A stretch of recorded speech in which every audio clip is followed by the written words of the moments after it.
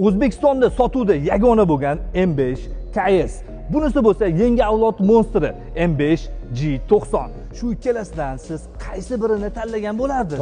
To'xting, dodam. Ikkalasini tanlashdan oldin solishtirmadingmi? Agar videoni ustiga 2 marta bosib qo'ygan bo'lsangiz, biz obzorni boshladik. F90 kuzovdagi BMW M5 KS.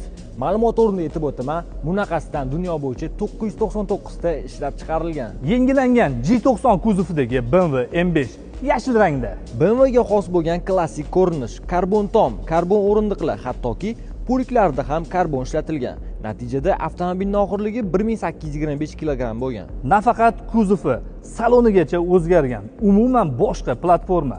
Avtomobil gibrid, batareyani hisobiga og'irligi ko'proq, 2450 kg. 625 ot kuchiga ega bo'lgan 4.4 litrli twin turbo motorda 0 dan 100 gacha bo'lsa, bor yo'g'i 3 sekund. Xuddi shu